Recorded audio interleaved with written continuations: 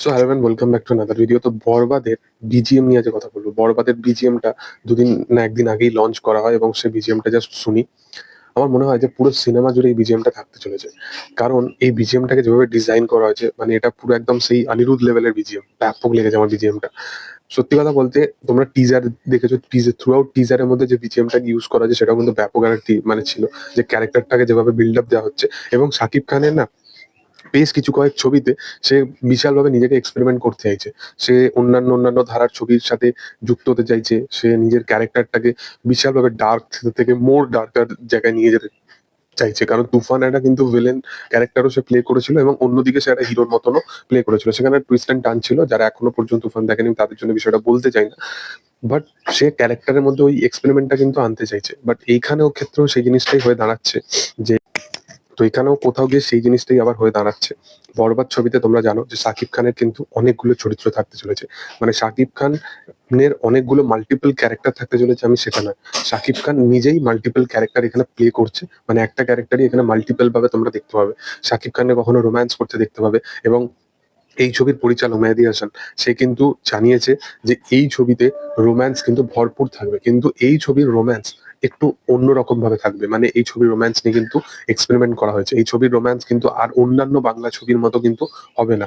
তো সেহেতু বলে রাখি, এই ছবির রোম্যান্স কিন্তু একটু আলাদা রকম ভাবে হবে। এবং এই ক্যারেক্টারটা কিন্তু পুরোপুরি একটা সানকি ক্যারেক্টার।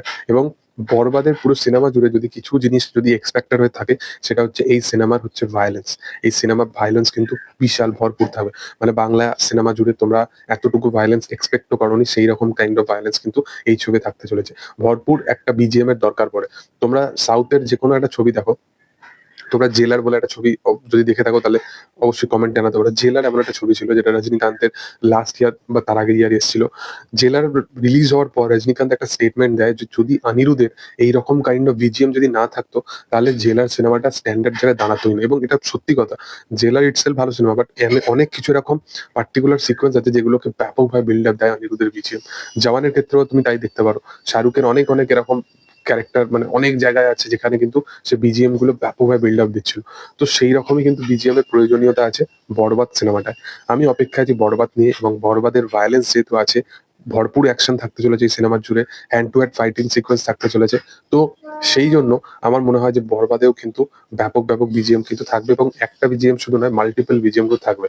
এবং পরিচালক মেহেদী হাসান যে ভায়োলেন্সের কথাটা জানিয়েছে, সেটা নিয়ে আমি বিশালভাবে এক্সাইটেড আছি যে কতটা রেজ হিসাবে এই ক্যারেক্টারটাকে সে প্লে করায়। কারণ ক্যারেক্টারটা খুব ডার্ক ওয়েতে প্রেজেন্ট করিয়েছে প্রথম দিকে, বাট ক্যারেক্টারটার একটা সফট কর্নারও আছে আলাদা দিকে। তো দুটো জিনিসকে সে কিভাবে এক্সিকিউট করেছে সেটাই হচ্ছে দেখার। আমি তো এক্সাইটেড আছি কাজটা নিয়ে।